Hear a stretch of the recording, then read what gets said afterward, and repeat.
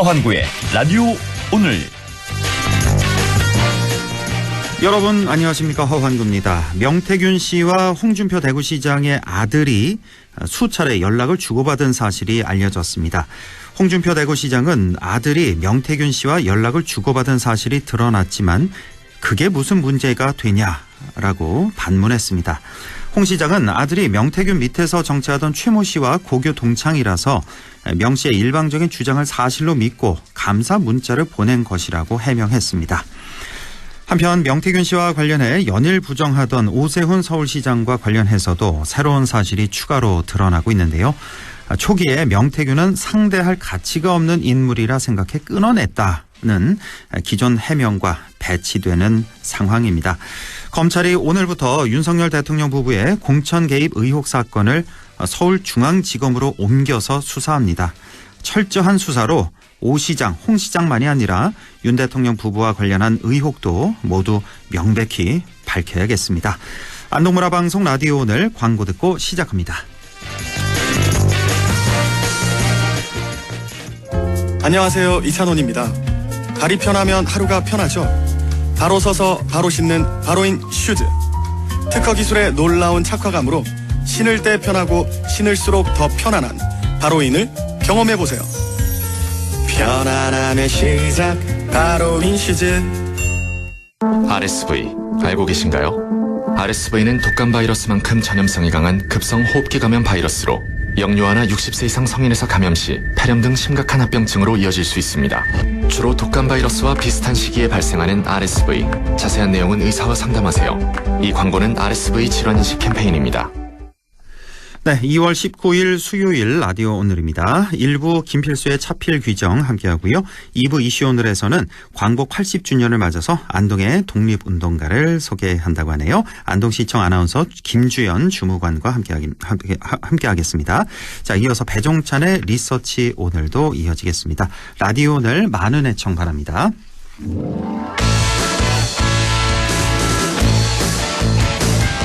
네, 차에 필요한 귀한 정보 김필수의 차필 귀정 시간입니다. 오늘도 대림대학교 미래자동차학부 김필수 교수와 함께합니다.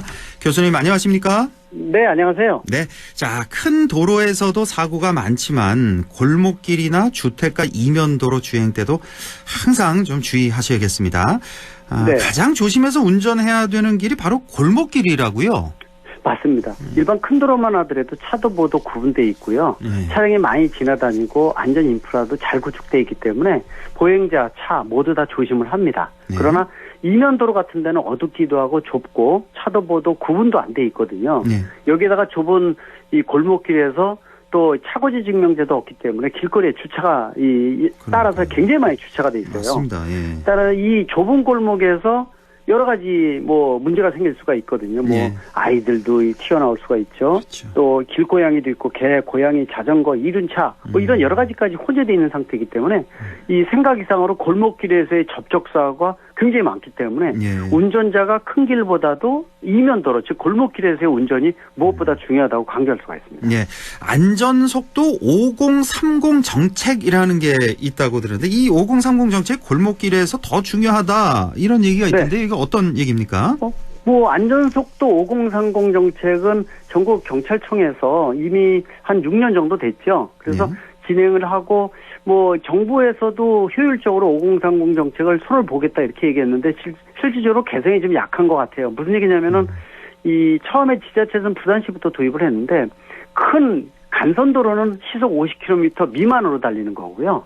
이면도로는 30km 미만으로 일단 기준을 잡아주고 각 지방경찰청마다 효율적으로 운행하는 것이 안전속도 5030 정책입니다. 근데 이 부분을 저도 이 경찰청 이런 데 자문해지면서 여러 가지 문제 삼았던 것이 우리가 큰 도로를 보게 되면 중앙분리대도 있고 사람도 보행로 많이 다니지도 않고 또 차선 폭도 왕복 한 8차선 되고 그렇게 넓은 길이고 잘 돼 있는데도 불구하고 50km 미만으로 해놓고 단속키가 설치돼 있어요. 이런데 저도 좀 지나가 봤어요. 아마 보셨을 거예요. 그래서 운전하는 분들이 여기 왜 그래? 단속하는 걸 목적으로 하는 것도 아니고 또 사람도 안 다니고 사고의 가능성이 짙거든. 이런 데는 60, 70 지방 경찰청장이 나름대로 이걸 바꿀 수가 있어요. 다요. 근데 예. 제가 보기에도 너무 이제 심한 데가 많아서 이거 올려야 된다라는 것도 굉장히 많이 지적이 됐었고 예. 또 반대로 얘기를 하면은요. 시속 30km 미만인 경우가 이 골목길에서는 굉장히 높은 속도입니다.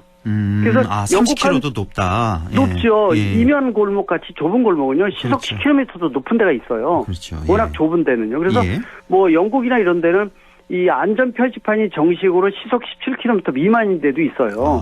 그러니까 30km 미만으로 다 해놓으면 안 된다는 거죠. 물론 요새 스쿨존을 30km 미만 또 더 위험한 데는 시속 20km 미만으로 시범적으로 적용하기로 했거든요. 지자체들마다요. 예. 근데 골목길은 이렇게 좀 낮게 해야 되기 때문에 그래서 좀 더 5030 정책을 효율적으로 높일 땐 높이고 낮출 땐 낮춰서 효율적으로 운영하게 되면 훨씬 더 나은데 너무 아직도 전국적으로 획일적인 장소가 너무 많다는 것도 문제점이라고 분명히 보고 있습니다. 예, 안전속도 5030 정책. 그러니까 간선도로에서는 50km 이하로 또 이면도로에서는 30km 이하로 주행하자 이런 정책인데 사실 저도 한 8차선 도로로 기억하는데 8차선 도로에서 이게 50km로 그게 단속이 되더라고요. 그래서 이런 도로 같은 경우는 오히려 더 위험한 게 차들이 갑자기 급브레이크를 밟게 되니까 80, 90으로 가다가 맞습니다. 이게 오히려 그래서 더 위험한 것 같아요. 이런 게. 이 그린웨이브라 그래서 흐름을 따라서 가게끔 맞아요. 만들어주는 게 안전에 도움이 되는데 또 어떤 지역은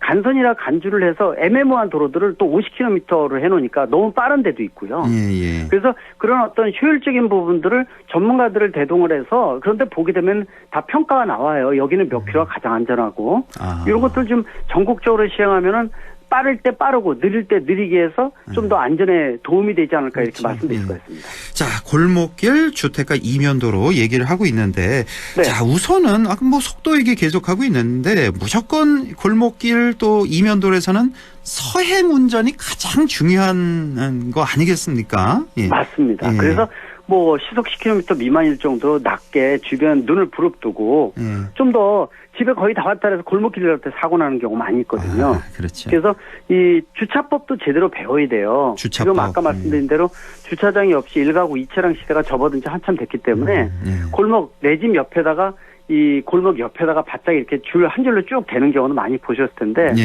이게 제대로 주차를 안 하게 되면은 옆집 앞집 싸움이 돼서 이 여러 가지 뭐 칼부림이라든지 굉장히 이런 사고도 여러 번 발생한 거 아마 들으셨을 거예요. 그래서 배려나 양보가 굉장히 중요하고 또 골목길이 너무 좁으면요 차도 못 지날 정도면은 뭐 주택가에서 화재가 생겼는데 119 소방차가 못 들어와요. 그래서 그렇죠. 이 차 치우다가 이 불이 다 나고 이 골든타임을 놓치는 경우가 너무 많거든요 우리나라가. 그래서 제가 경찰청 자문해주면서 이 차에 대한 정리도 중요하지만 이 중소형 소방차 도입도 많이 활성화해서 일본 같은 데는 소형 소방차가 많습니다. 그러니까 그 소방차 얘기해 주셨는데 그 영화 소방관에도 나오던데 이런 좁은 도로에서 주차된 차량 때문에 소방차가 진입하지 못하는 그런 경우가 많잖아요. 그런 경우에 뭐 연락도 안 되고 이런 경우에 그냥 소방차로 밀고 나가도 이제 차량 훼손이 있겠죠. 그 법이 바뀌어서요. 바뀌었습니까? 국내도 법이 바뀌어서 이 소방청의 책임을 안 묻습니다. 책임 안 물어요. 확실히 안 묻습니다. 바뀌었군요. 그래서 미국에서는요, 뭐 차 바로 그런 데도 되면요, 차 유리 뚫고 호수 그냥 뚫고, 그러니까요. 그냥 다 부십니다 차를. 왜냐하면은 공공의 목적에 위반이 되는 것은 예외가 없기 때문에 특히 이제 이 화재 같은 데는 시간이 골든 타임이 짧아서 사람의 생명까지 담보를 할 수가 있거든요. 그래서 우리나라는 이 불법 주차된 골목길 주차. 또 소방차도 못 지나갈 정도의 어떤 악조건들이 아직도 누적돼 있다는 측면에서 주차 문제는 좀 더 신경을 쓰셔야 된다 이렇게 보고요. 또 골목길에서 중요한 게 이 항상 서행 운전은 물론이고요. 음악을 크게 틀면 안 돼요. 음악은 음악이라는 게 뭐냐면 내 차에다 음악 크게 틀고 가면은 이 사람이라는 게 앞에 전방주의 눈만 보는 게 아니라 소리까지 포함을 시켜서 골목길에서는 안전을 소리까지 들어주는 게 좋아요. 그래서 이 음악도 끄 치는 게 좋고요. 또 여름에는 창문 열고 큰 음악 크게 틀면은 주택가에 악영을 끼쳐요. 이런 소음 차들이 공해입니다. 가끔 있어요. 맞아. 그 예의입니다. 그거는. 그리고 틴팅이 다 돼 있다 보니까 썬팅이죠.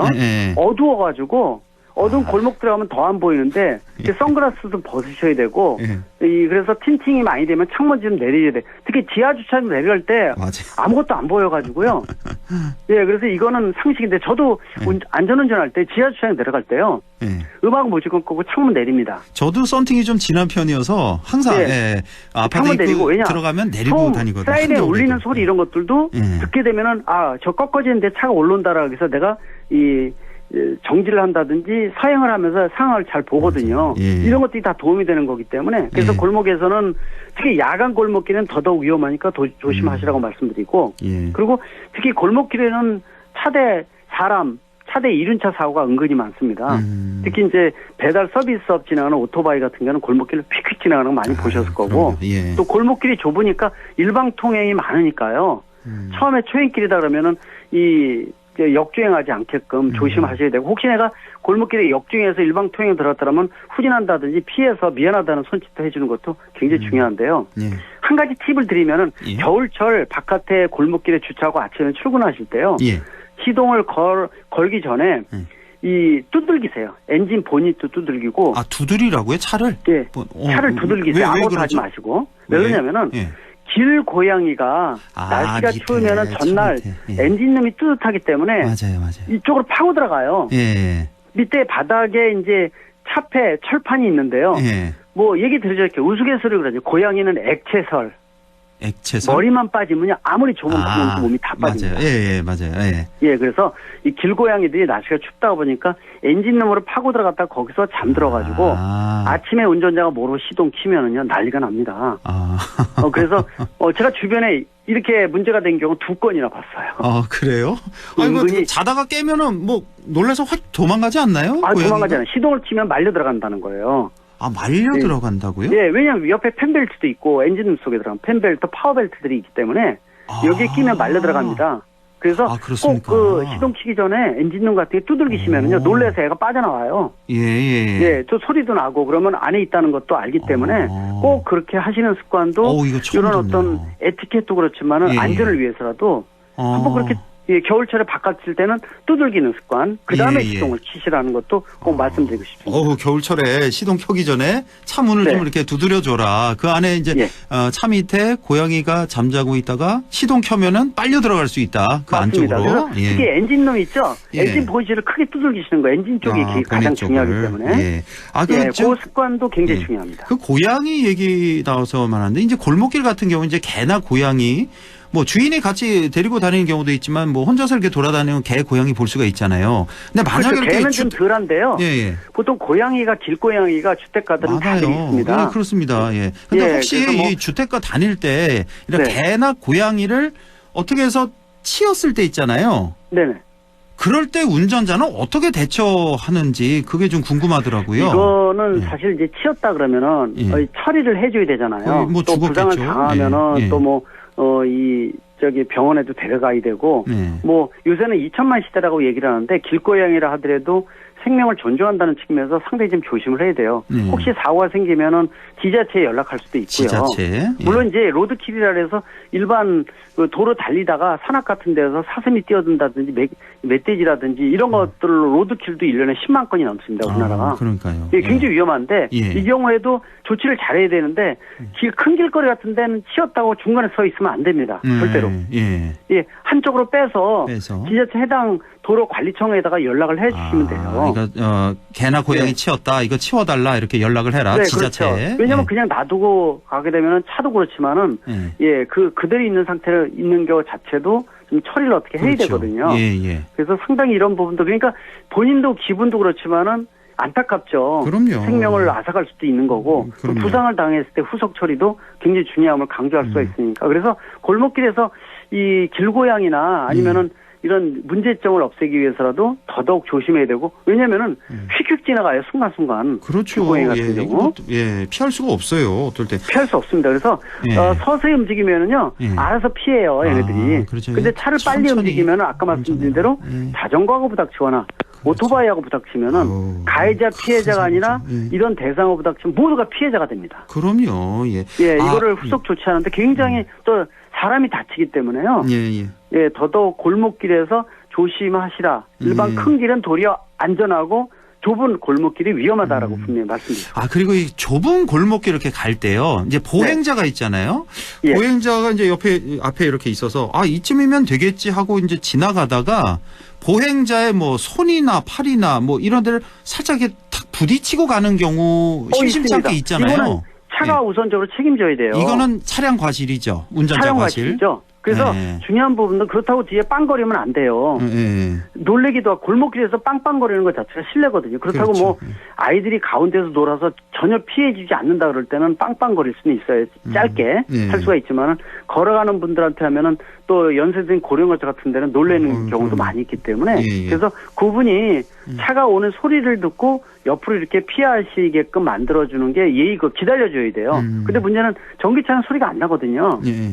소리가 안 나요. 그래서 그렇죠. 전기차도 법적으로 바뀌어가지고 이제는 차가 주행을 할 때 엔진 소리가 앞으로 지향하게끔 전자 음향을 넣게끔 돼 있어요. 법으로요. 예. 예, 왜냐면 너무 소리가 안 들리니까 사람들이 피하지 않고 있다가 접촉사고가 생기거든요. 그래서 말씀하신 골목길에서 지나가는 보행자가 팔을 흔든다든지 또 뒤에 차가 오는 거 모르고 확 몸을 틀다가 부닥치는 경우 있거든요. 예. 예, 인사사고는요. 예. 가장 좋은 방법이 뭐냐면은 무조건 해당 경찰서에 연락하는 게 제일 중요합니다. 아, 해당 경찰서에 무조건 연락해라. 왜냐? 이게요, 뺑소니로 당하지 않거나 그렇죠. 또는 나중에. 보험 사기범들도 은근히 많습니다. 맞아요. 우리나라가. 예. 그렇기 때문에 무작정 신고해서 예. 지금 요 시간에 어디서 이런 사람하고 부닥쳤습니다.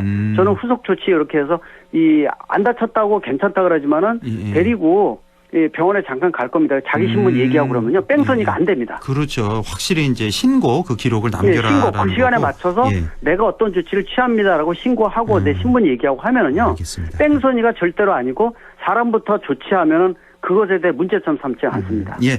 하나만 좀 짧게 좀 여쭤볼게요. 그 학교 근처에서 이제 주행 중에 여기 뭐 골목길이었는데 학교 근처가 이건 실제 사례입니다. 저희 가족이 이제 실제 이런 사고가 있었는데 이제 아주 저속이죠. 10km, 20km 천천히 가는데 학생이 자전거를 타고 갑자기 슝 하고 나타난 거예요. 이건 뭐 어떻게 피할 수도 없고 그래서 차량과 부딪힌 경우가 있었거든요. 그래서 차량이 약간 찌그러든 그 학생은 이제 부딪히고 뭐 크게 다치지 않았는데 조금 이렇게 찰과상 정도 있었는데 이런 경우가 굉장히 흔할 것 같거든요. 흔합니다. 이거는 자동차 많고요. 운전자에게 과실이 있는 겁니까? 이런 경우에 도저히 피할 수 없는 상황. 스쿨존 관련해서의 그 위반 가중처벌 조항은 전혀 아니고요. 예. 속도 이내였었고 또 아이들이라는 게 원래 자전거 타고 움직이는 빨간 신호등으로 간주를 해줘야 돼요. 그래서 그거는 영상 블랙박스 증거부터 시작을 해서 속도 또 내가 후속 조치를 어떻게 했느냐에 따라서 그것만 그 응급 처치해주고 보상에 대한 것만 합의 보면 되는 거지. 이게 예를 들어서 법적으로 뭐 이 스쿨존에서의 가중처벌 굉장히 엄격하지 않습니까? 우리나라가. 예, 그런 경우는 아니라고 볼 수가 있으니까 일단 이런 다쳤을 때는 무작정 애는 놀래가지고 본인이 다쳤는데 도망가는 애들이 있어요. 맞아요. 예, 자기가 잘못한 줄 알고. 확실하게 병원 안 들어가면 나중에 뺑소니가 될 수가 있습니다. 예, 그래서 아이들은 놀라서 그냥 도망가거든요. 또 몸이 긴장하다 보니까 다쳐도 본인이 몰라요. 맞아요. 예. 그래서 꼭 그 후속으로 병원 데려가서 진료받고 그다음에 부모님한테 연락을 해서 이렇게 조치했다. 그리고 또 속도 낮아야 되고 아이가 뛰어들었다는 거를 증거를 확보하기 위해서 영상 블랙박스 자료라든지 시간대 이런 것들도 명확하게 안 하게 되면 스쿨존은 잘못하는 운전자가 굉장히 여러 가지 영향을 받을 수가 있으니까 그래서 더더욱 일단 사고가 이 규정 속도 이내로 나더라도 문제점이 될 수가 있으니까 더더욱 스쿨존은 움직이는 빨간 신호등이 아이들이라고 생각하시면 더 좋을 것 같습니다. 알겠습니다. 지금까지 대림대학교 미래자동차학부 김필수 교수와 함께했습니다. 고맙습니다. 네, 감사합니다. 네, 라디오 오늘 2부에서 뵙겠습니다.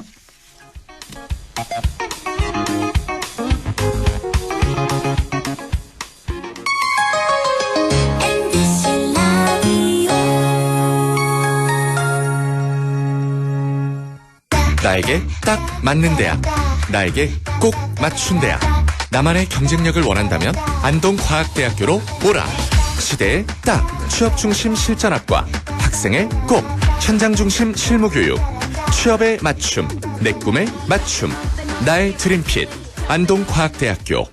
LG전자 베스트샷 안동 본점 오픈 1주년 기념 빅 세일. 역대급 할인 혜택과 다양한 사은품도 아낌없이 팍팍. 가격까지 체크하니까 완전 럭키잖아. 2월 7일부터 27일까지 안동 본점 오픈 1주년 빅 세일. 오늘도 안전하게 음주운전 예방수칙 알려드립니다. 첫 번째, 술자리가 예정된 경우 미리 귀가 방법을 정하고 차는 가져가지 않는 것이 안전합니다. 두 번째, 음주 후 자전거나 전동 킥보드를 이용하는 것도 음주운전 처벌 대상에 포함됩니다. 세 번째, 과음을 한 다음 날에는 대중교통을 이용해 주세요. 숙취 음주운전 역시 처벌 대상입니다.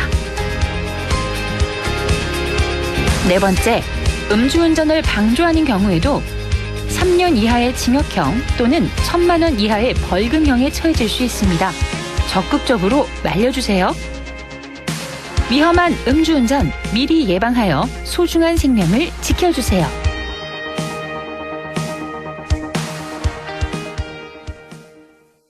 살림꾼 김재우의 살림템 추천. 이 찬바람 뭐지? 우리 자기 춥잖아. 창틀 바람막이로 실내 온기 지켜줄게. 일회용품 버릴 때 자기 마음 불편하지. 포장은 다회용기로. 플라스틱 거절한다. 우리 채소로 만든 맛있는 한 끼. 식재료 유통을 줄이면 탄소를 줄일 수 있어.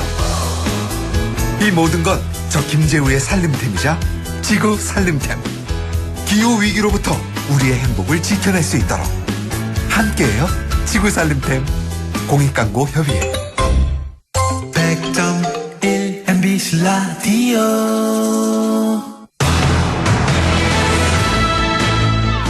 네, 6시 26분 32초 지나고 있네요. 이슈 오늘 시작합니다. 2025년 올해는 광복 80주년을 맞이하는 해인데요. 우리 지역 안동은 독립운동의 성지라 불릴 정도로 수많은 독립운동가를 배출한 곳이죠. 자, 안동시청 아나운서 김주연 주무관과 함께 자세한 얘기 나눠보겠습니다. 어서 오십시오. 네, 안녕하세요. 아나운서 김주연입니다. 네, 자, 딱 80주년 됐군요. 네. 그러고 보니까 45년 8월 15일이니까 2025년 80주년을 맞는데, 자, 오늘 준비하신 소식이 안동의 독립운동가에 대해서 준비하셨다고요? 네, 3.1절이 또 2주가 채 남지 않기도 했고 올해가 광복 80주년이라 이 이야기를 준비했는데요. 예. 광복이 빛을 되찾다라는 말이잖아요. 예. 우리나라를 일본이 35년간 빼앗아갔던 잊을 수 없는 아픔이 있었죠. 빛을 되찾기까지 헌신한 독립유공자들은 평생 기억해야 할 부분입니다. 안동이 독립운동의 성지인 것처럼 한국에서 배출된 가장 많은 도시가 안동이라서 이야기를 그렇습니다. 준비했습니다. 예, 뭐 우리 저 안동뿐만 아니라 경북 지역 전체가 다 독립운동의 성지라고 할 수가 있겠죠. 전국에서 가장 많은 독립운동가를 배출한 지역, 바로 우리 지역이 되겠습니다. 자, 안동 소식을 좀 알아볼 텐데, 안동에서는 그 몇 명이나 지금 독립운동가가 배출됐나요? 네, 안동의 독립운동가는 무려 991명인데요. 그중 객관적인 자료가 충분해서 포상까지 받은 독립유공자는 391명입니다. 아, 그렇군요. 확인된 독립운동가가 951명, 그중에서 포상까지 받은 독립유공자는 391명. 네. 그런데 사실 여기 기록에 안 남은 훨씬 더 많은 독립운동가들이 계셨겠죠. 당연히. 예. 자, 그럼 이 중에서 대표적인 독립운동가 몇 분 좀 오늘 준비를 하셨죠? 네, 3명을 소개해 드릴 건데요. 네. 김락 열사, 석주 이상용 선생, 그리고 허은 여사입니다. 예, 아마 우리 지역 분들은 다들 들어는 보셨을 겁니다. 다 아는 그런 인물들인데, 예전에 저희가 이 라디오 오늘에서 한 1년 남짓 당시 그 독립운동 기념관 강윤전 박사하고 이 독립운동 관련해서 한 1년 남짓 코너를 했었거든요. 매주. 그래서 그때 아주 공부가 많이 됐었는데 오늘 또 다시 한번 복습하는 그런 시간을 가져보도록 하겠습니다. 자, 김락 열사부터 그럼 소개를 해 주실까요? 독립운동가 3대를 지켜낸 독립투사의 어머니입니다. 이마면의 명망이 높은 가문에서 태어나셨는데요. 18살이 되면서 도산면으로 시집을 갑니다. 이 집안에서는 시아버지인 이만도와 남편 이중업, 아들인 이동흠과 이종흠 3대가 모두 독립운동을 했습니다. 네. 이만도 선생 아마 다들 아실 겁니다. 그러니까 이만도의 아들이 이중업이고 또 그의 아들이 이동흠, 이종흠 이렇게 되는데 이중업의 아내가 바로 김낙 열사가 되는 거죠. 네. 자, 김낙 열사도 역시 독립운동에 참여를 했지요. 그렇습니다. 1919년 3월 17일 그녀의 나이가 57살이 되던 해에 참여합니다. 3일 독립 만세운동이 예안면에서 일어났는데요. 예. 이 운동으로 사람들이 일본 경찰에게 체포되니 같은 날 저녁 군중 1,500여 명이 몰려갑니다. 이들은 구금자를 석방하라고 일본 경찰이 있는 주재소에 돌멩이와 기왓장을 던졌다고 해요. 예. 이날부터 얼마 되지 않아 3월 22일 다시 민중 2천여 명이 태극기를 들고 만세를 외치는데요. 이때 김낙 열사도 체포됩니다. 아, 그러니까 3월 17일에 이제 처음으로 만세 운동을 했었고 3월 22일에 또 두 번째 만세 운동을 했는데 여기서 이제 체포가 되셨군요. 네. 아, 김낙 열사 하면 또 유명한 게 또 심한 고문을 당하면서 이제 두 눈까지 잃게 되는 그걸 또 우리 잘 알고 있는데 정말 네. 상상만 해도 너무 끔찍해요. 그쵸. 예. 그 이야기를 전해드리려 하는데요. 예. 모진 고문을 당하면서 두 눈을 잃게 됩니다. 서간도의 들꽃피다라는 책에 이 여사의 삶을 남겨둔 시가 있는데요. 예. 신일곤 늙음하게 만세운동에 나간 것이 무슨 그리 큰 죄런가. 갖은 고문으로 두 눈 찔려 봉사된 몸. 두 번이나 끊으려 한 모진 목숨 11년 세월. 그 누가 있어 우리 한 맺힌 친정과 시댁 양가의 한을 풀까라고 남겨져 있습니다. 이렇게 또 직접 시를 남기셨군요. 네. 아, 그래서 자결을 두 번이나 시도를 하셨군요. 그 모진 고문을 당하면서. 자, 정말 이렇게 상상해도 너무나 끔찍한 우리 김낙 열사 꼭 기억해야겠습니다. 네, 제가 이 부분을 적으면서 적으면서 눈물이 나더라고요. 지금도 눈물이 고여 있는데. 예. 자, 김낙 열사 소개를 해주셨고 다음은 석주 이상용 선생인가요?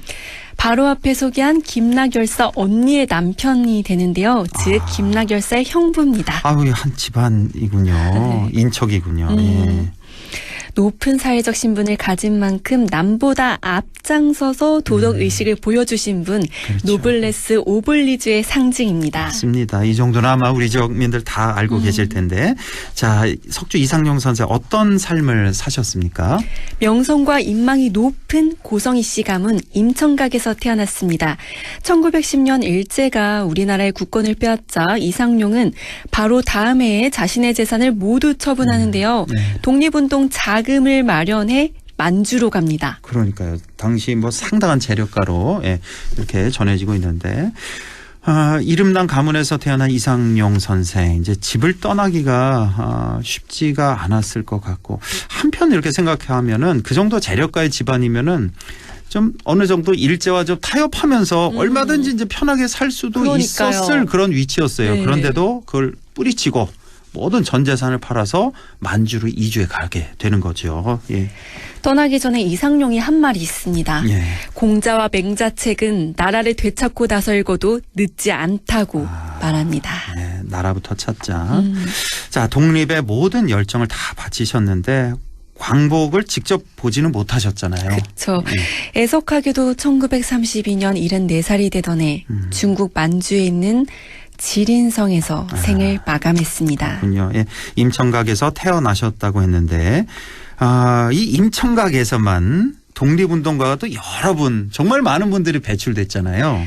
임청각 집안의 독립운동가만 11명인데요. 11명인가요? 그중 허은 여사도 있습니다. 허은 여사도 아주 유명한 분. 예, 같이 소개를 해 주시죠. 이상용의 손자인 이병하와 부부로 연을 맺으셨는데요. 만주의 독립운동가들이 입을 옷을 솜으로 직접 지어줬습니다. 석주 이상용 선생의 손자인 이병화와 이제 부부였다. 허은 여사가. 네. 예. 자, 그럼 특별히 옷을 지어준 이유가 있을까요? 일본인의 감시를 피해야 하니 중국식의 검정 두루마기를 만들어 조직원들에게 입혔대요. 또 독립을 위한 회의들이 집에서 진행되니 먹거리까지도 직접 마련했다고 합니다. 중국식 두루마기를 이제 직접 만들어서 네. 조직원들에게 입혔고 먹거리도 이렇게 쭉 마련하고 그렇다면 이제 돈이 많이 필요할 텐데 이걸 어떻게 다 해결할 수 있었나요? 당시에 중국의 공장에서 일감을 가져와 단추 구멍을 만들며 돈을 모았고요. 그 돈으로 음식을 마련했다네요. 그녀가 이때를 기록한 부분이 있는데요. 밀을 사서 마당의 땡볕 아래서 맷돌을 돌려 가루를 내고 반죽해서 국수를 뽑았는데 면 위에 올릴 고명거리가 없어 간장과 파만 넣었대요. 이렇게 일이 많으니 감기에 걸려도 쉴 수가 없었고 무리하다가 부뚜막에서 쓰러지기도 했다네요. 예. 자, 이상용 일가의 얘기를 듣고 나니까 그가 태어난 집인 임청각도 좀 궁금해지는데요. 뭐 다들 아시겠지만 임청각 그 복원 사업이 진행 중이잖아요. 어떻게 되고 있습니까? 네, 옛 모습에 가깝게 복원하고 정비도 하고 있는데요. 국가유산청이 1940년을 전후로 촬영된 사진과 지적도 등 자료를 참고하고 있습니다.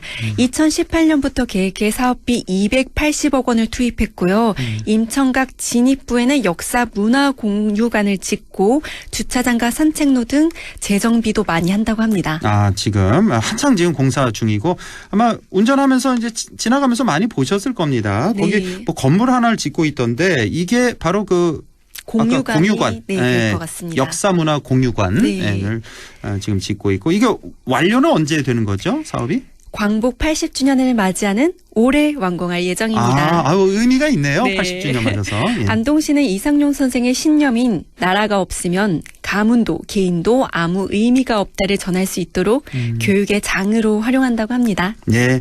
아까 제가 질문을 좀 건너뛰었는데 그 임청각에 대해서 좀 소개를 해 주시죠. 우리가 기억하고 있는 게 99칸 집이 대저택이다. 당시에. 그 정도 알고 있잖아요. 예. 맞습니다. 한옥건축에서 기둥과 기둥 사이의 공간을 간이라고 하는데요. 간이라고 해요? 네. 칸이라고 안 해요? 간이란 표현이 일단 우선 있고 칸으로도 중복해서 쓰기는 하더라고요. 둘 다 맞는 거군요. 네. 99칸 우리가 그러잖아요. 맞죠. 쉽게 99칸으로 많이 불리고 있는데 조선시대 양반이 지을 수 있는 최대치인 99칸으로 지어진 집이었습니다.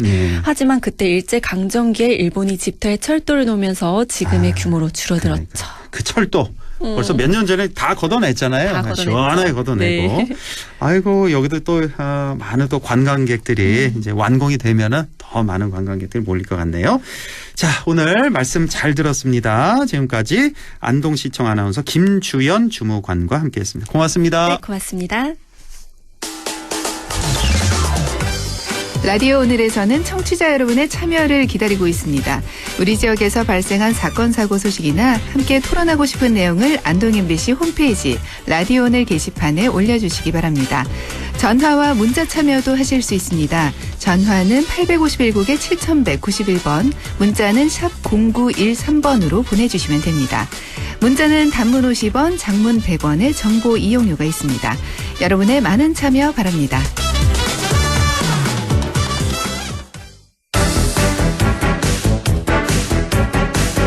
네, 리서치 오늘 인사이트 K 배종찬 소장과 함께합니다. 소장님 안녕하십니까? 안녕하십니까, 배종찬입니다. 네, 최근에 중요한 지표가 되고 있는 조사가 바로 정권 연장이냐, 정권 교체냐, 어느 쪽에 투표를 하겠냐 이런 조사 아니겠습니까? 결과가 좀 어떻게 나타나고 있습니까?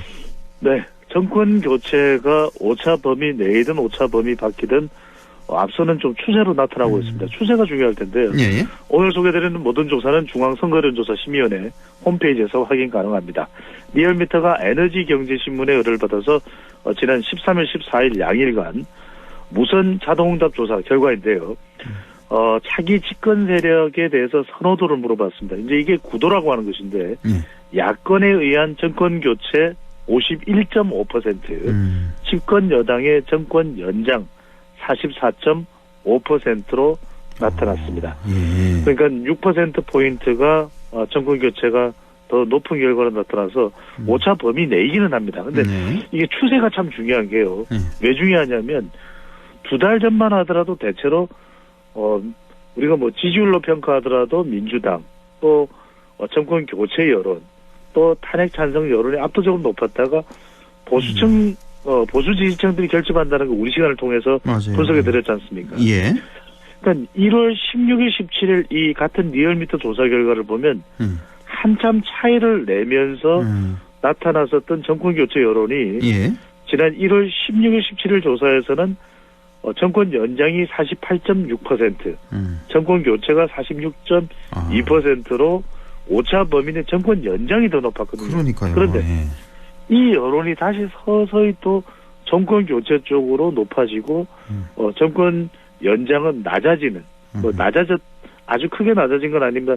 조금 빠지는 그런 결과가 나타나고 있는 겁니다. 예. 그래서 이번 조사는 정권 교체가 51.5%, 정권 연장이 44.5%로 나타나고 있습니다. 예. 그러니까 직전 조사하고 비교를 해보면 지난 한 주 전의 조사는 정권 교체가 49.2, 정권 연장이 45.2였는데 이번에는 그 정권 교체 여론이 51.5%로 50%를 돌파했습니다. 지난주에는 4%포인트 차인데 이번 주에는 7%포인트 차로 조금 더 벌어졌다. 그렇습니다. 교체 네. 쪽을 더 많이 투표를 했다는 말씀이시고.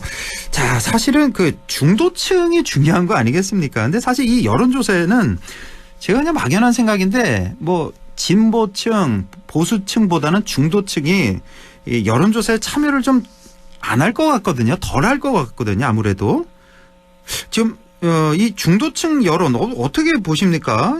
그렇죠. 예. 중도층이 사실 지금의 여론을 좌우하고 있다. 그러니까 이제 보수층은 뭐 트라우마 때문에 결집을 했든 또는 이재명 대표에 대한 포비아로 결집을 했든 또는 전환길 일타 강사로 인해서 결집이 됐든 보수층들은 결집을 합니다. 근데 중요한 건 중도층들이 흡수가 돼야 되거든요. 결국 중원 싸움입니다. 그런데 이번 정권 교체와 정권 연장과 관련해서도 중도층에서는 보수층에서는 월등하게 높겠죠. 보수층 내에서는 무려 76.9%가 정권 연장을 원하는 결과로 나타났는데 이건 이제 결집이 되고 있다는 거죠. 그런데 그렇죠. 중도층에서는 정권 교체 57.8%, 정권 연장 38.5%. 이게 중요한 거 아닙니까? 이게. 그러니까요. 예. 그러니까요.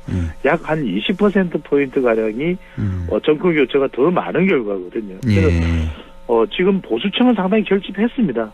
분명합니다. 그런데 중요한 것은 중도층에서 더 들어와야 이 보수층 결집도 외연히 확장이 되는데, 그래서 중요한 것은 뭐 일타 강사이든 아니면은 또는 이재명 대표 때문이든 그 결집도 중요하지만 중도층이 얼마나 흡수가 되느냐, 이 부분이 향후에도 가장 중요한 여론의 기준이 될 것으로 보입니다. 네.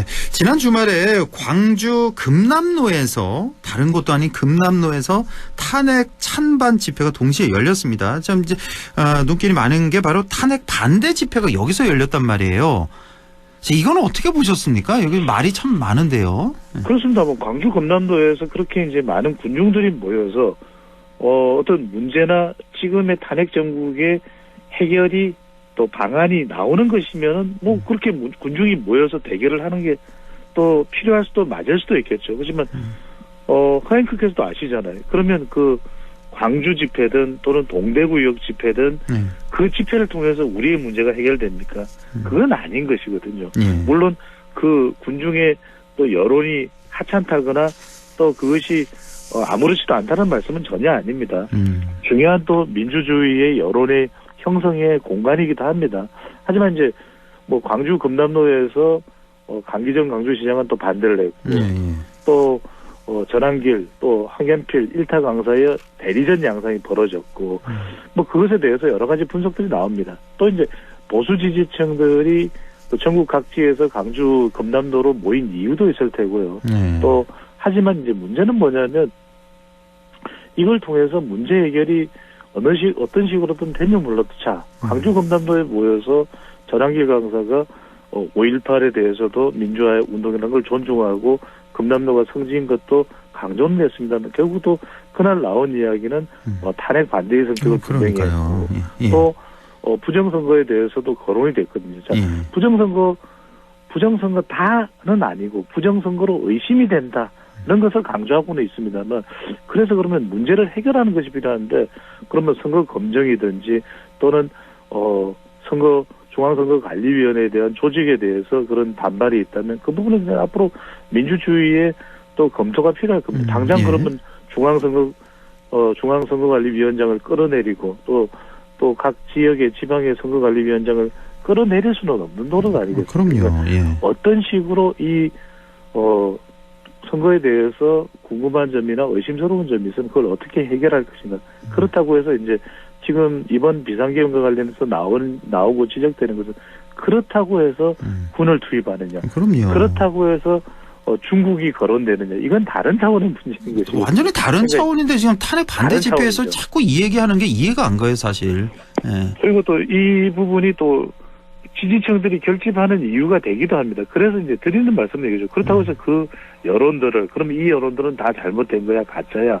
이렇게 치부한다는 의미가 아니라, 그러면 그것을 문제를 해결할 수 있는 방법은 무엇이냐는 것인데, 그것에 대해서 지금 헌법재판소에서도 심판의 중요한 기준으로 삼고 있는 것은 그런 저런 이유들을 가지고서 비상계엄을 선포한 그것이 헌법상으로 국가의 사변이나 전시 그리고 그에 준하는 국가 비상사태로서의 비상계엄을 선포를 하는 것이 맞느냐. 이건 계몽령이냐 계엄령이냐는 차원이 아니라 그렇게 한 것이 국가적으로 아무 일도 없었지 않았냐가 아니라 지금 당장 대통령으로서의 직무가 가능하지 않고 그로 인해서 우리의 주식시장 또 환율 이런 기타 등등의 우리의 이 국방에 또 여러 가지 영향을 미친 것들을 아무 일 없었다고 할 수는 없는 것이거든요. 그러니까 이제 어디에 기준을 두느냐가 중요하겠죠. 내란이 아니냐는 차원과 또 비상계엄을 선포한 것이 맞느냐 아니냐는 차원이 다른데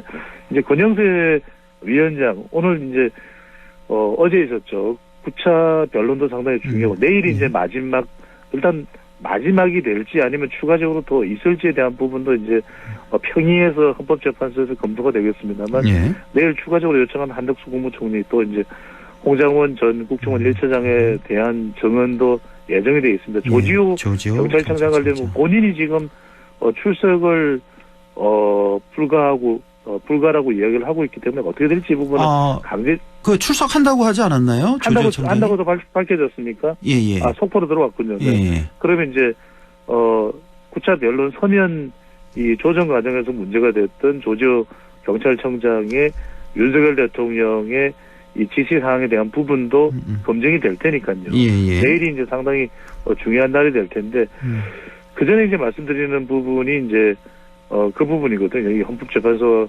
관련해서 이 기준이 될 수 있는 것이 과연 어떤 기준이냐, 비상사태와 관련된 부분에 대한 것이 이제 헌법재판소 재판관들의 판단의 기준이 되느냐, 이 부분이 이제 어떤 것이 기준이 되느냐가 가장 중요한 사안이 될 것으로 보입니다. 예. 자, 오랜만에 이재명 대표 얘기를 좀 해보죠. 최근 우클릭 행보를 계속하고 있습니다. 그래서 비명계 잠룡들을 만나고 있습니다. 김경수 전 지사 만났고요.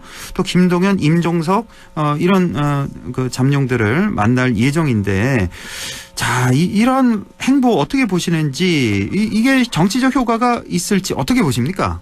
저는 뭐 이제 그 효과를 두리뭉실 또는 두루뭉술하게 말씀을 드릴 수는 없는 것이고 데이터로 말씀을 드려야 되는 것이니까요.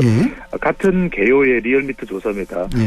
다자구도에 지금 대선이 있을 경우에 대선 주자 선호도 이 부분을 물어봤습니다. 이재명 호칭을 생략합니다. 43.3%, 김문수 18.1%, 오세훈 10.3, 홍준표 7.1, 한동훈 5.7. 그렇다면 43.3 이재명, 김문수 18.1이라면 상당히 차이가 있거든요. 이 이야기는 뭐냐면 우클릭 또는 우양우 행보가 별다른 도움이 없었다면 이게 더 내려갔게 되겠죠. 그렇죠. 그런데 수치상으로는 이렇게 나오고 있다라는 것이고 여기 이 조사에서 유승민 의원도 들어갔던 것 같은데 한 12%인가 들었던 것 같은데. 예, 있습니다. 그래서 유승민 2.5. 2.5입니까? 제가 두 자릿수 받은 그 여론조사 기억이 나가지고 이 조사가 아니군요. 아마 다른 이 리얼미터 조사에서는 아마 보신 자료가 JTBC나 다른 조사인데 그거는 또 이제 개요를 다 이야기를 해야 되는 상황일 수 있어서 그렇게 말씀드렸더라고요. 또 하나는 이제 정당 지지도와 관련된 부분인데 직전 조사하고 비교를 해보면 민주당의 지지율이 리얼미터 같은 개요입니다. 계속 조사에서 43.1%인데 직전 조사 40.8에서 이 리얼미터 조사에서는 43.1로 올라갔거든요. 예. 자, 국민의힘은 42.8에서 이번 조사 41.4%로 조금 내려갔습니다. 예. 민주당은 40.8에서 43.1. 그렇다면 이게 우클릭 행보가 전혀 도움이 안 됐다면 이게 올라갈 수는 없는 것이기 때문에 예. 그래도 민주당 지지율이 직전 조사 40.8에서 43.1로 올라갔다라는 것은 우클릭 행보의 효과는 어떤 식으로든 있었다고 분석됐습니다. 아, 그렇군요. 그렇지 않아도 이재명 대표가 또 유튜브 방송에 출연해서 민주당은 진보 정당이 아니다. 중도 보수 쪽을 맡아야 된다. 그쪽 방향으로 가야 된다. 이렇게 또 발언을 했더라고요. 그래서 새로운 또 진보 정당이 나와야 된다. 바로 예. 시간이 많지 않게 짧게 말씀드리면 예. 이 부분에 대해서 민주당 내에서는 상당히 또 반발이 있는 건 사실입니다. 아, 그렇습니까? 민주당에서는 아니 무슨 보수요? 말이나 됩니까? 절대 안 됩니다. 중도 보수. 예. 택도 없는 이야기면 이렇게 이제 택도 없는 이야기입니다라는 가당치 않은 이야기에 대한 반발이 지금 이제 민주당 내에서 나오고 있다고 하지만 이게 이재명 대표로서는 의도적으로 그런 것 같아요. 뭐 일각에서는 이제 진정성을 의심한다. 또 이재명 대표를 어떻게 믿느냐라는 이야기도 나옵니다만 그럼에도 불구하고 효과가 있는지 없는지가 중요한 거지 않습니까? 예, 예. 결과적으로 계속해서 중도 보수라고 한다면 적어도 중도층은 영향받는 거거든요. 중도? 그러면 중도 보수?